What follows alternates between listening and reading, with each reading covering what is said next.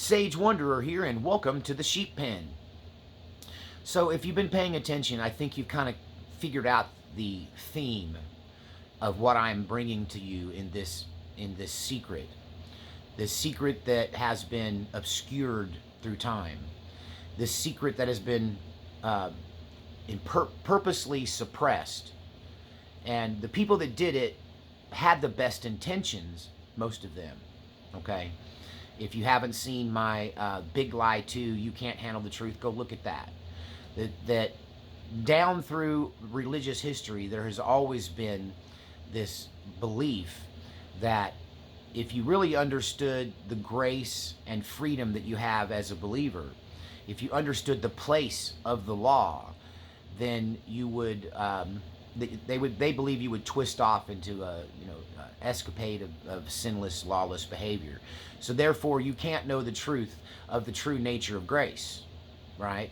And that this goes back even to before Christ. This is something that is apparent in almost every moral guidepost system, whether it be Judaism or any other form of religion, okay? That they believe that this rule book is sacred and these rules are unbreakable, that it's a violation to violate these rules in any way, shape, or form, and that they can't, if they give you an inch, you'll take a mile, and that they're afraid to talk about true grace and the nature of what is sin and what isn't sin. And so the law is presented as being without exception. And I believe that Jesus teaches that we should be believers and practitioners of the spirit of the law, not the letter of the law. And that every situation has extenuating circumstances. This is why we're not allowed to judge. This is why only God can judge. From his perspective, he can see all of the extenuating circumstances. And more importantly, he can see the condition of the heart. What we're talking about is your heart condition, not the law, but the intention behind a person's actions. Why are they doing what they do? And so there's this dogged holding to the law that states there are no exceptions. The law is the law. If you broke the law, that's sin. You're toast. You're under condemnation, and you have to denounce this and accept the rule book without conditions again. And you can't ever make an excuse for or enter in any extenuating circumstances. Your condition of your heart doesn't matter. The law is black and white. And this idea this idea was denounced in so many ways by Jesus, not in just the things he said, but in the things that he did himself. And a lot of people hate that I point out that Jesus was a lawbreaker. Jesus was convicted and hung on a cross for breaking the law. That throughout his ministry, Pharisees, Sadducees, and scribes were sent by the church of the time, right, by the synagogues, to twist him up and try to catch him in some admission that the law is not 100%. Or they would enter things, bring to him questions that involved some kind of catch-22, some kind of contradiction, and try to get him to pick one side or the other so they could get some evidence against him. And I'm here to tell you, and this is part of the big secret, you really can't use anything Jesus said when he was under this cross-examination by the Pharisees. If it starts with the Pharisee approached Jesus, or the Pharisee said to Jesus, or they sent a Pharisee to try to catch Jesus in some crime that they can convict him of. And this narrative will tell you, the black words in the gospel, not the red ones, that under certain circumstances, these people were trying to corner Jesus into saying something that would end his ministry and have him put on the cross before he was supposed to, before his message was truly delivered and his system set up that would eventually, despite all of this stuff, prevail and be preserved even now, 2,000 years later. It's been corrupted, it's been twisted, it's been suppressed, but the truth is still there if you look for it. So what we're talking about is the spirit of the law versus the letter of the law. And people don't like me to say that Jesus broke the law. They're like, Jesus never sinned. Really? Not according to the law. In so many ways, Jesus rewrote the law with this new law that allows for the exceptions to the rule, that allows you to look at heart condition, not just the black and white of it, not just the what they did, but the why they did it, not just the what they did, but what were they thinking when they did it. It forces us to not judge because we can't see a person's heart condition. We can't see a person's extenuating circumstances. Therefore, we cannot draw a black and white law that this is right and this is wrong under every single circumstances. That the law at best is general guidelines that are meant to be interpreted. And this is where grace comes in. This is where your heart condition, your intention, what you were feeling, thinking, what you were up against at the time comes into play. This is why we can't judge people, and we're told not to judge people because, you can't judge somebody unless you've been in their shoes, right? And even then, each circumstances and each person is different. There is no way to set up a law that is black and white and equal for everyone under any circumstance. And, let's look at thou shalt not kill. Thou shalt not kill. Cut and dried, black and white, period. You shall not kill. If you kill, you're under condemnation. Okay? However, we all know today, and I think this is generally accepted amongst most Christians, that there are exceptions to the killing. That there are times, is such a thing as a righteous killing. That this law isn't black and white. If it is, you need to sell every gun and pointy sharp object you have in your house, get rid of every ball bat, unless you have kids in Little League, and you need to take the locks off your doors and just let whoever wants to victimize you. Does that sound like it's what's best for people? See, what we don't understand is that the law was set in place for society. The law was set in place to be a guideline for people, a set of rules and conduct that one must attain or try to keep, okay? That this is something that is for our benefit. That if there's no rule against killing, well, guess what? Every time somebody makes you mad, you're going to lop their head off or put a bullet in them, right? That there has to be this rule. But there's an exception to the rule, because everyone knows if someone comes into your house at night and tries to kill you, your wife, and your children, that it's your obligation as the protector of your home to stand up and defend your home. And if that means killing that person, then that's a righteous killing. That wasn't brought to you. That was brought to you. That was brought to your doorstep. You didn't go out and seek out someone to kill, right? That this situation cornered you into breaking this law. Right? It's all about self-preservation, doing what is best for you in the face of the law, even at times. Okay? And I want to give you an example of when Jesus was a bona fide lawbreaker. People hate this, like, Jesus never sinned. He kept the law. Really? You haven't read your Bible. Jesus routinely violated the Sabbath. Everybody likes to cherry pick the 10 Commandments. They're all about adultery and fornication, but no one keeps the Sabbath. Not the same way that they hold you to keeping these other rules, right? That we literally see policemen as righteous who are armed with a gun, who have the authority to kill somebody if they're trying to hurt other people, right? That it's the protection of life, it's the protection and the care of humans that is the number one thing, and the law is secondary to that. The law is secondary to that. That's where I come up with this idea. No victim, no sin, right? For there to be a sin, there has to be a victim. And a victim can be an innocent person, right? If the person is not innocent, there's no sin. So the person breaking into your house is not innocent. They are there to do the devil's work. They are there to commit a crime against you, right? And it is in your best interest to lay that commandment over here and take care of business, right?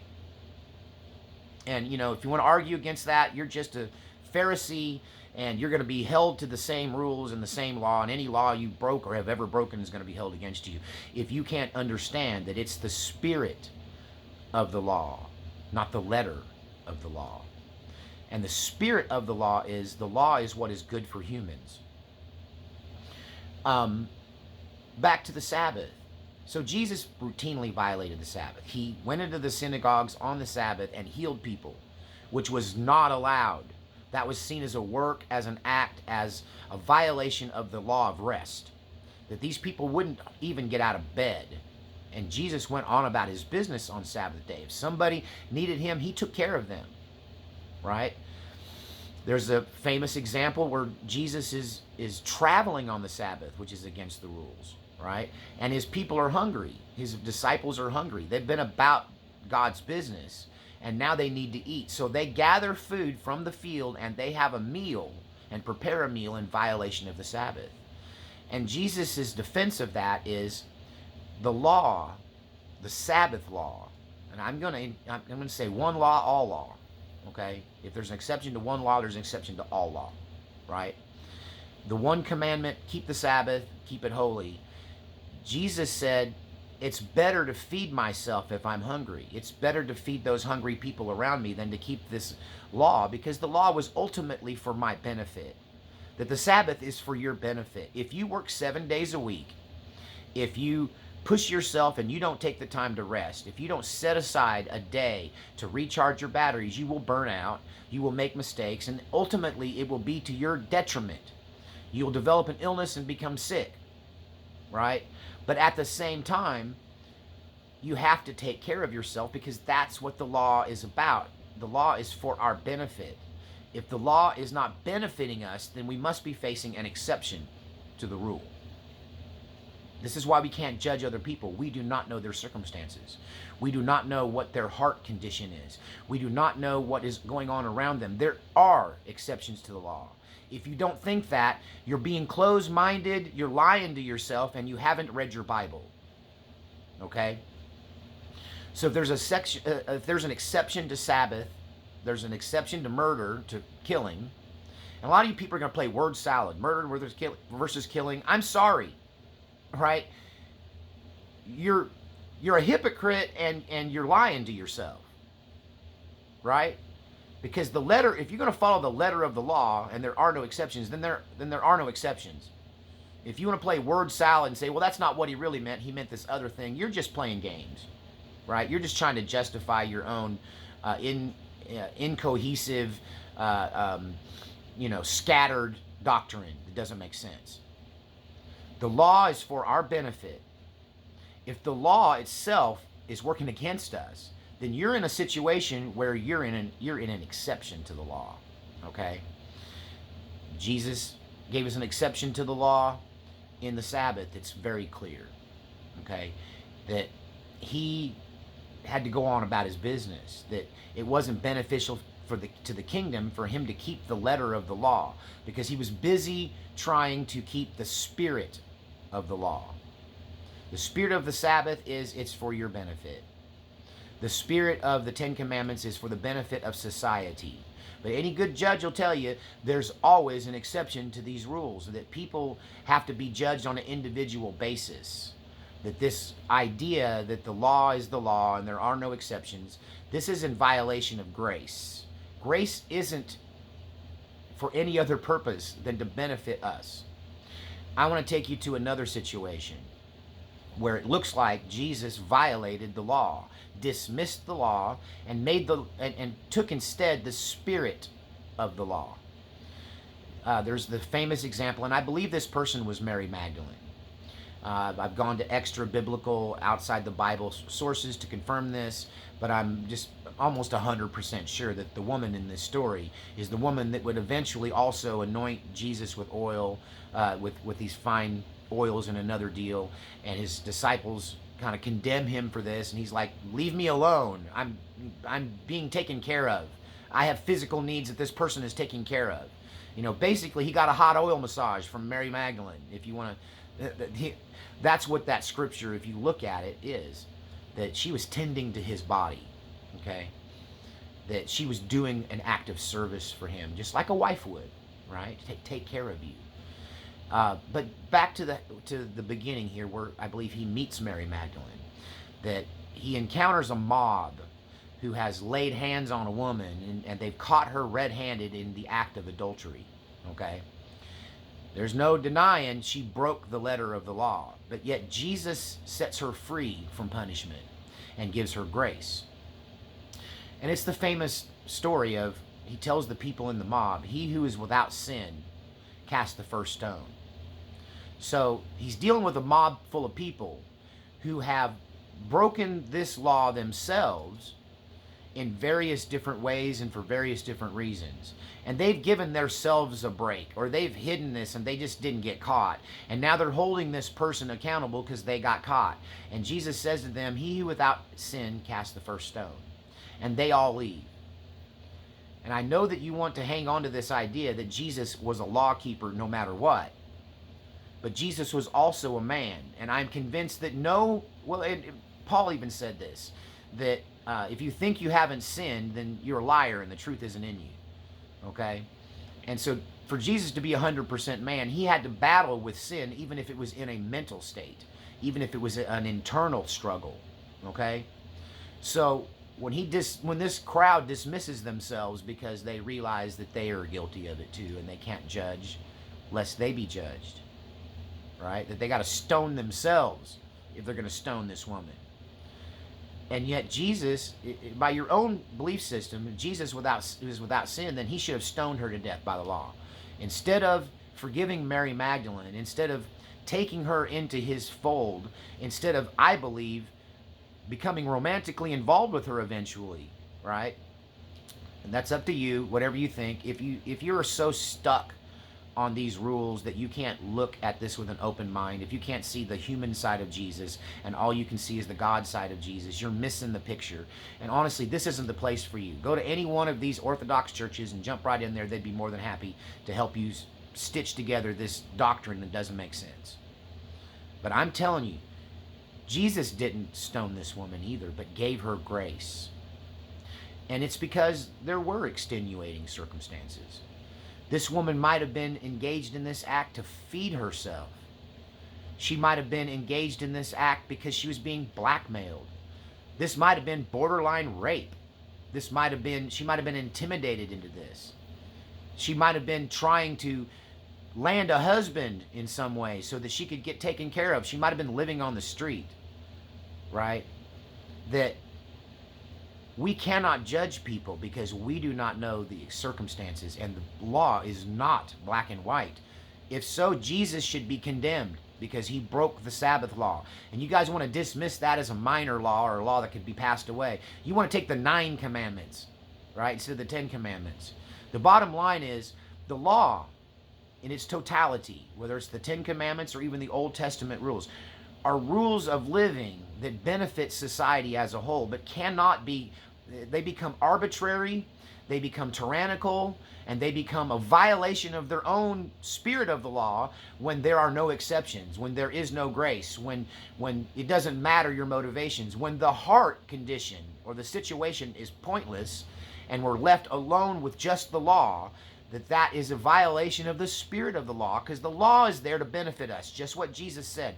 Jesus said about the Sabbath when he was confronted with this repeated behavior of breaking the Sabbath.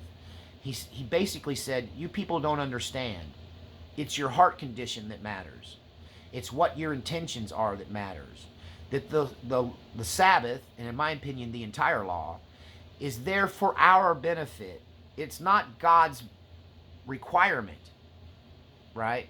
That it's a gift. In so many ways, the law is a gift to society. But it cannot be black and white. It cannot be arbitrary. That your heart condition, your intention, your motivation is everything. That's more important than the law.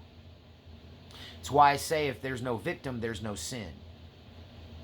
Because the law itself is about protecting us from each other.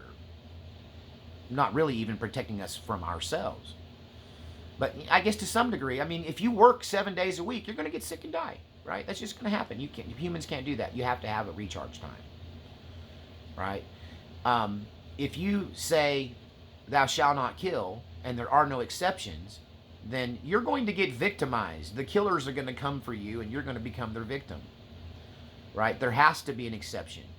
Taking care of yourself doing what is right for you as a human, is the spirit of the law. And when the letter of the law violates the spirit of the law, you've got to go with the spirit of the law. This is the concept of spirit and truth. Okay? So,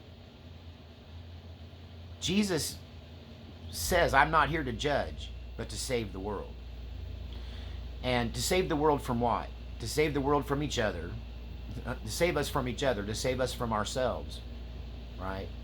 A lot of people want to paint God as this rule keeper, that if you don't keep this rule 100% without exception, you're going to hell. And that's just not the truth. If you violate the law, you're going to experience hell on earth. That's the truth. Continued violation of the law. You know, what is a sinner? What is an unrepentant sinner? It goes back to what Paul says. There's no condemnation for them who are in Christ Jesus, who walk not after the flesh, but after the Spirit. So if you're following the spirit of the law and you end up violating the letter of the law, this is where you are given grace according to your circumstances. I don't believe that a person who breaks the letter of the law but holds up the spirit of the law is condemned. So the situation with this woman, where she was caught red-handed breaking the law, there's just, the witnesses were there, they saw it with their own eyes, but yet Jesus doesn't condemn her under the law. And a lot of people are going to say, go forth and sin no more. Well, that's good advice, right? As best you can. Is it recognizing that what she did was a sin? Well, it probably recognizes that the continued behavior. Here's the thing. If a woman turns a trick to feed her babies, that's one thing. But if she turns tricks to buy a Mercedes, that's a whole nother thing. One is forgivable, the other is unrepentant sin. It's a heart condition. It's a motivation condition. If you live your life according to the law without exception, right, you're going to violate the law because you're going to get cornered into it. It's almost like karma forces you to. It goes back to this story I talk about how Jimmy Swaggart condemned Jim Baker for his sexual indiscretions and just skewered him, and then found himself in the same situation. I've experienced this. This is why judgment and judging other people, God will teach you this lesson. You will learn this lesson one way or the other. That if you judge somebody, you're going to find yourself making the same decision they did. God's going to show you where sometimes breaking the law, right, is forgivable, okay? There's exceptions to the law based on your situation. And you really can't judge anybody else until you've been in that situation. And even then, you can't judge them the next time because the situation then is different. And what I'm talking about is a fluidity in the rule book, because ultimately the law is to benefit people, and when it doesn't benefit people, it's violating its own spirit. Because you can't come up with a codex of rules that is perfect for every situation. That a lot of people used to say, is it the 10 Commandments or the 10 Suggestions? I tend to fall into the 10 Suggestions camp, because you got to understand that there are times when Jesus himself violated one of the 10 Commandments. Why did Jesus arm his disciples when he went to the Garden of Gethsemane? He told them, bring swords. If you don't have one, sell your coat and buy one. Because in that moment, he had to come to terms with whether it was his time to go or not, and he was willing to use deadly force to protect the lives of himself and his disciples. That ultimately Jesus decided to give himself up to the soldiers, the centurions, and be taken in for trial instead of fighting. But fighting was an option, depending on what God's will was. That God's will itself can shift around the 10 Commandments. There are so many times in the Bible where, there's times in the Old Testament where God literally says he sent this person to lie to these other people, to bear false witness. It's like all is fair in love and war is an old saying, right? There are situations where you have to step outside the rule books to keep the spirit of the law. I'm going to pick apart the Ten Commandments. I'm going to pick apart the law that so many of you are married to, so that I can show you the necessity for grace, so that I can show you that grace is abundant. Where sin abides, grace abides even more. Okay? And that you cannot judge other people because you don't know their circumstances, and only God can judge us. And this is the thing of working out your own salvation with fear and trembling. When are you violating the letter of the law? And if you are you still within the spirit of the law?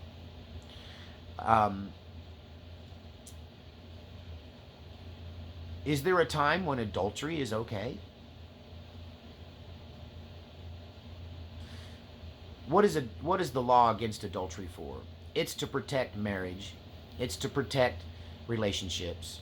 It's to prevent things like what David did. Another example of a patriarch and a major player in the Bible, violating a couple of laws at once when he coveted another man's wife, and then set him up and put him in a position to be killed off so he could have what wasn't his. So that's a violation of the law, right? That is a heart condition issue, that he should not have done that, right? But yet, even though he faced the earthly